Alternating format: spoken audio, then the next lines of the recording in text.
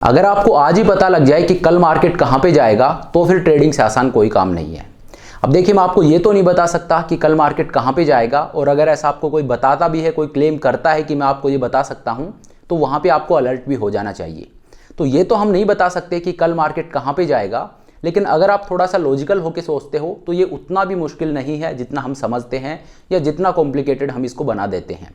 Market में कल क्या होगा या आगे क्या हो सकता है उसको हम इन्फर कर सकते हैं, उसके पीछे कोई श्योरिटी नहीं होती है, लेकिन ये उतनी मुश्किल चीज़ नहीं है जितना हम इसको बना देते हैं। इसकी एक कंडीशन है कि आपको थोड़ा सा लॉजिकल होकर सोचना पड़ेगा और आपको थोड़ा सा अपना विजन है वो लंबा रखना पड़ेगा। तो आज के इस वीडियो में मैं आपके साथ कुछ ऐसा शेयर करने वाला हूँ। मैं आपको बताऊंगा कि अब इस साल में आपका ट्रेड प्लान क्या होना चाहिए। साल के 4-5 महीने निकल चुके हैं, बचे हुए टाइम में आपको किस तरह से ट्रेड करना चाहिए, क्या आपका ट्रेड प्लान होना चाहिए, और मार्केट को देख के क्या आउटलुक है, क्या हो सकता है मार्केट में आगे। वोलेटिलिटी अभी नीचे की तरफ ट्रेड कर रही है, आगे जाके मार्केट में क्या हो सकता है ये हम समझने की कोशिश करेंगे। So hello everyone, this is Satpal and you are watching option seller. और आज के इस वीडियो में हम समझेंगे कि हमारा ट्रेड प्लान क्या होना चाहिए इस साल के लिए। तो चलिए अब आज की इस वीडियो को शुरू करते हैं। लेकिन वीडियो को स्टार्ट करने से पहले मैं आपको बता दूं कि पिछले वीडियो में मैंने आपसे एक सवाल पूछा था कि वेगा की सेंसिटिविटी है वो जब एक्सपायरेशन के पास में हम जाते हैं तो वो ऊपर जाती है या नीचे जाती है, कि जैसे जैसे हम एक्सपायरी को अप्रोच करते हैं ऑप्शन की वेगा सेंसिटिविटी है वो इंक्रीज होती है या डिक्रीज होती है। तो इसके बहुत सारे जवाब मुझे मिले हैं और सही जवाब ये है कि जैसे जैसे हम एक्सपायरी को अप्रोच करते हैं वेगा सेंसिटिविटी है वो नीचे जाती है, वो डिक्रीज होती है। तो जिन्होंने भी ये जवाब दिया है कि वेगा सेंसिटिविटी डिक्रीज होती है वो बिल्कुल सही है। और अब आपके लिए आज का सवाल, और आज का सवाल आपके लिए ये है कि जो हम ऑप्शंस को ट्रेड करते हैं, जो स्ट्राइक प्राइस होते हैं उनके आगे सीई और पीई लिखा होता है। जैसे 18,000 हो गया, 18,000 सीई पीई, या 17,900 है उसका सीई पीई। तो ये जो सीई और पीई है इसकी फुल फॉर्म क्या है, what does it stand for, कि सीई और पीई है ये क्या है, इसकी फुल फॉर्म क्या है, ये आपको बताना है। तो ये है आपका आज का सवाल। इसका जवाब आप कमेंट बॉक्स में लिख के दे सकते हो। अगले वीडियो में मैं आपको बताऊंगा कि इसका सही जवाब क्या है। तो चलिए अब आज के इस वीडियो को शुरू करते हैं। इस वीडियो को मैं बहुत ज़्यादा लंबा नहीं खींचूंगा। इस वीडियो में मैं आपके साथ एक लॉजिकल बात शेयर करूंगा कि कैसे आपको मार्केट का आउटलुक बनाना है, कैसे आपको देखना है। अगर आप अपने विजन को थोड़ा सा लंबा रखते हो तो कैसे आपके लिए चीज़ें आसान हो जाती हैं। तो देखिए, मार्केट में आपका ट्रेड प्लान क्या होना चाहिए इस पूरे साल के लिए। मैं वीक या मंथ की बात नहीं कर रहा हूं, मैं पूरे साल की बात कर रहा हूं कि आपका ट्रेड प्लान क्या होना चाहिए। अब जैसा कि मैंने आपको बताया, मैं आपको ये तो नहीं बता सकता कि मार्केट ऊपर जाएगा या नीचे जाएगा, लेकिन एक चीज़ ज़रूर मैं इन्फर कर सकता हूं और उसके पीछे का लॉजिक क्या है वो भी मैं आपको बताऊंगा। तो देखिए, सबसे पहले आपको ये देखना है कि मार्केट में वोलेटिलिटी कहाँ पे ट्रेड हो रही है। इंडिया विक्स का लेवल है ये नीचे की तरफ है। इंडिया विक्स अभी 11-12 के लेवल पे ट्रेड हो रहा है, जो कि काफ़ी नीचे की तरफ है। तो विक्स है वो ऑन द लोअर साइड है। तो जब विक्स नीचे की तरफ ट्रेड होती है तो इट इज़ एक्सपेक्टेड कि विक्स वापस ऊपर आएगी। क्यों? क्योंकि विक्स का नेचर होता है ये मीन रिवर्टिंग होता है। ये चीज़ मैं काफ़ी वीडियोज़ में बता चुका हूँ पहले भी।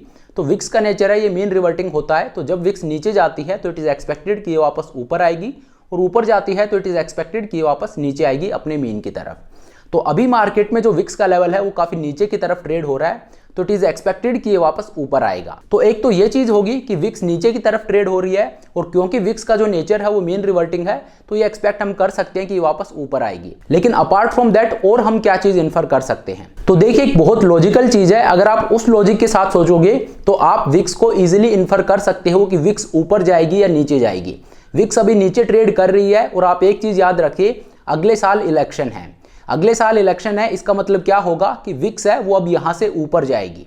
विक्स ऑलरेडी नीचे की तरफ ट्रेड कर रही है और यहां से अब विक्स ऊपर जाएगी। तो अभी जो सिनेरियो है it is very easy to infer कि विक्स यहां से ऊपर जाएगी। अगर यही विक्स 17 या 18 के लेवल पे ट्रेड कर रही होती तो वहां पे इन्फर करना थोड़ा सा मुश्किल होता, लेकिन क्योंकि विक्स ऑलरेडी नीचे की तरफ ट्रेड कर रही है तो यहां पे ये इन्फर करना बहुत आसान है कि आने वाले टाइम में, इस साल जो टाइम बचा है इसमें विक्स है ये ऊपर जाएगी। और इसके पीछे का लॉजिक क्या है, क्योंकि अगले साल इलेक्शन है। जैसे जैसे हम इलेक्शन को अप्रोच करेंगे वैसे वैसे वोलेटिलिटी है वो मार्केट में ऊपर जाएगी।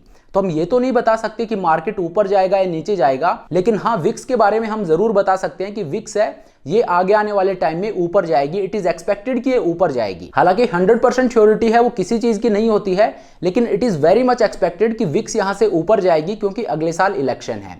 तो ये चीज है, ये हम इन्फर कर सकते हैं कि वोलेटिलिटी है वो यहां से ऊपर जाएगी। अब वोलेटिलिटी ऊपर जाएगी ये हमें पता है, तो यहाँ पे क्या चीज हम ट्रेड कर सकते हैं। तो जब वोलेटिलिटी ऊपर जाएगी तो उसको प्ले करने के लिए सबसे अच्छी जो स्ट्रेटजी है वो है कैलेंडर स्प्रेड। तो यहाँ पे आपको कैलेंडर स्प्रेड्स को ट्रेड करना चाहिए। अब ये मैं मंथली या वीकलीज की बात नहीं कर रहा हूँ, आपका ट्रेड प्लान क्या होना चाहिए वो मैं आपको बताता हूँ। तो देखिए विक्स ऊपर जाएगी इसका मतलब ये नहीं है कि विक्स एक दिन में ऊपर चली जाएगी या एक मंथ में पूरा ऊपर चली जाएगी। जैसे जैसे हम नेक्स्ट ईयर को अप्रोच करेंगे वैसे वैसे विक्स है वो धीरे धीरे ऊपर जाएगा। तो अभी विक्स है वो नीचे की तरफ ट्रेड कर रहा है, तो by the end of this year और may be in the beginning of the next year विक्स है वो ऊपर जाएगा तब तक। तो ये जो विक्स ऊपर जा रहा है उसको प्ले आउट करने के लिए हमारी स्ट्रेटजी क्या होनी चाहिए।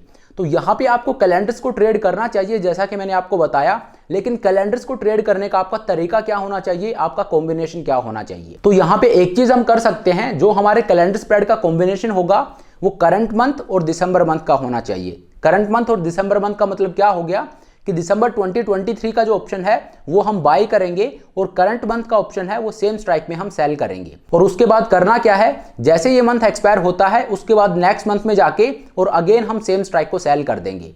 तो मतलब दिसंबर का ऑप्शन जो मैं बाई कर रहा हूं उसको मैं चेंज नहीं करूंगा, वो मैंने एक बार बाई कर लिया और अब जितने भी मंथ बचे हैं हर मंथ मैं उसी स्ट्राइक को सेल करूंगा करंट मंथ में। तो ये एक ट्रेड प्लान हो सकता है हमारा।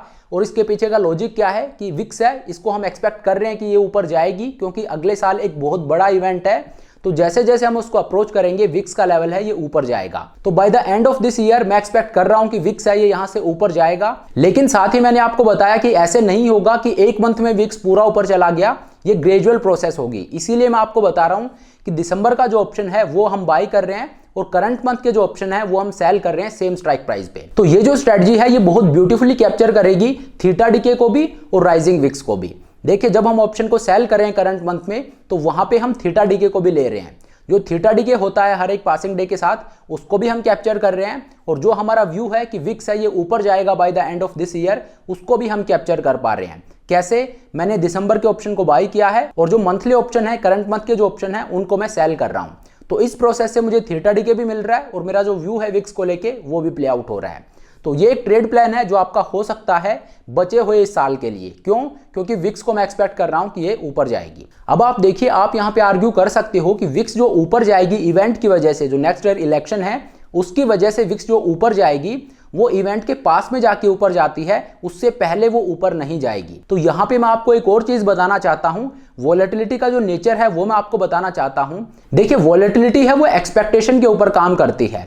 हम बेसिकली गलती क्या करते हैं, मेजॉरिटी जो रिटेल ट्रेडर्स होते हैं वो गलती क्या करते हैं, वो वेट करते हैं अर्निंग्स का। देखिए मैं आपको एग्जांपल के लिए बता रहा हूं, मान लीजिए कोई भी स्टॉक है और उसकी अर्निंग्स अनाउंस होनी है, तो आपने कई बार नोट किया होगा कि रिजल्ट अच्छे होते हैं उसके बावजूद स्टॉक गिर जाता है और रिजल्ट खराब होते हैं उसके बावजूद स्टॉक ऊपर भाग जाता है। ये आपने कई बार नोट किया होगा। तो इसके पीछे का लॉजिक क्या है, देखिए जो वोलेटिलिटी होती है वो एक्सपेक्टेशन के ऊपर वर्क करती है। ऐसा नहीं है कि अनाउंसमेंट आनी है और अनाउंसमेंट जब आएगी उसके बाद स्टॉक भागेगा, नहीं। एक्सपेक्टेड क्या है, मार्केट एक्सपेक्ट क्या कर रहा है, मार्केट जो एक्सपेक्ट कर रहा है उसके बेसिस पे मार्केट भागता है, ना कि जो इवेंट हो रहा है उसके आउटकम को देख के। जो आउटकम आने वाला है एक बार वो आउट हो गया उसके बाद तो अनसर्टेनिटी है वो मार्केट से खत्म ही होगी, तो वोलेटिलिटी है वो ड्रॉप हो जाएगी। तो मार्केट जो मूव देता है वो एक्सपेक्टेशन के ऊपर देता है, और एक्सपेक्टेशन कब तक रहती है, जब तक उसका रियल आउटकम ना आ जाए। तो इसी वजह से जो इलेक्शन होने वाले हैं, इलेक्शन का रिजल्ट आएगा उस टाइम पे वोलेटिलिटी ऊपर जाएगी, ये सही नहीं है। ये वो टाइम होगा जब वोलेटिलिटी ड्रॉप होना शुरू हो जाएगी। वोलेटिलिटी है ये उससे पहले ऊपर जाएगी। देखिए उससे पहले एग्जिट पोल्स भी होंगे, और इवन एग्जिट पोल्स हैं वो तो बहुत बाद की बात होगी, उससे पहले बहुत सारे सर्वेज होते हैं जिनमें ऑलमोस्ट साफ हो जाता है कि कौन सी पार्टी पावर में आने वाली है। तो ये जो चीज है ये वो प्रोसेस है जो वोलेटिलिटी को ऊपर लेके जाती है। इसीलिए मैं आपको बोल रहा हूं कि bye the end of this year मैं एक्सपेक्ट कर रहा हूं कि वोलेटिलिटी अभी जहां पे ट्रेड कर रही है यहां से ऊपर जाएगी। तो आप समझिए मैं आपको क्या कहना चाहता हूं, मार्केट वेट नहीं करता है इवेंट के रिजल्ट के अनाउंसमेंट के लिए कि इलेक्शन होंगे उसके बाद रिजल्ट आएगा और तब पता लगेगा कि कौन जीता है या कौन हारा है, उसके बाद वोलेटिलिटी है वो नीचे आना शुरू होगी। नहीं, मार्केट वेट करता है एक कंफर्मेशन के लिए। मार्केट मोटा मोटी ये देखता है कि क्या होने वाला है, कि एक्सपेक्टेड क्या है, एक्सपेक्टेशंस के ऊपर मार्केट रिएक्ट करता है। और अनसर्टेनिटी है ये चीज विक्स को ऊपर लेके जाती है।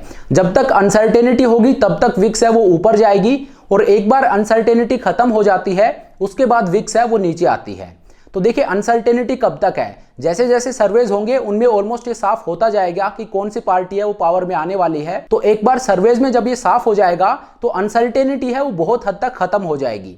तो वहीं से विक्स है वो नीचे आना शुरू हो जाएगी। अगर आप ये सोच रहे हो कि इलेक्शन का रिजल्ट आएगा तब तक ये अनसर्टेनिटी बनी रहेगी, तो ऐसा नहीं होने वाला है। वो टाइम होता है जब विक्स नीचे आना शुरू हो चुकी होती है। और रिटेल ट्रेडर क्या सोचते हैं कि जिस दिन इलेक्शन का रिजल्ट आएगा उसी दिन वोलेटिलिटी है वो ड्रॉप होगी, उससे पहले वोलेटिलिटी है वो एलिवेटेड रहेगी। तो ऐसा नहीं होगा। Volatility is a game of uncertainty. जब तक अनसर्टेनिटी है तब तक वोलेटिलिटी है ये ऊपर जाएगी। एक बार अनसर्टेनिटी खत्म होगी, वोलेटिलिटी विल ड्रॉप, और ये वेट नहीं करेगी जो एक्चुअल इवेंट है उसके आउटकम का। उससे पहले जो इवेंट होंगे, जो सर्वेज होंगे, उन्हीं में ऑलमोस्ट ये साफ हो जाता है और वहीं से वोलेटिलिटी है वो नीचे आना शुरू हो जाती है। तो अभी जो विक्स का लेवल है वो नीचे की तरफ है, ये गोल्डन अपॉर्चुनिटी है। यहाँ पे ये स्ट्रेटजी आपको ट्रेड करनी चाहिए जो मैंने आपको बताई है कि आप दिसंबर के ऑप्शन को बाय कर लीजिए और हर मंथ आप ऑप्शंस को सेल करते जाइए। जो मंथली ऑप्शंस हैं उनको आप सेल करते जाइए। तो एक कैलेंडर स्प्रेड को हम यहाँ पे ट्रेड कर सकते हैं। लेकिन देखिए ये कोई रिकमेंडेशन नहीं है, it is totally your choice कि ये आपको ट्रेड करना है या नहीं।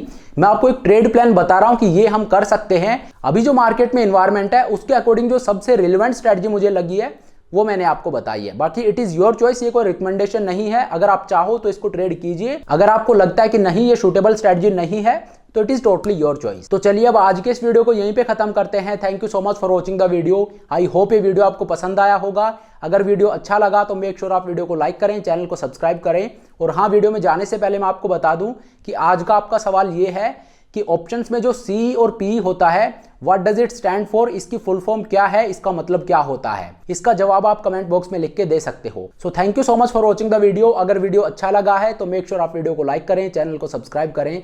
This is Satpal signing off.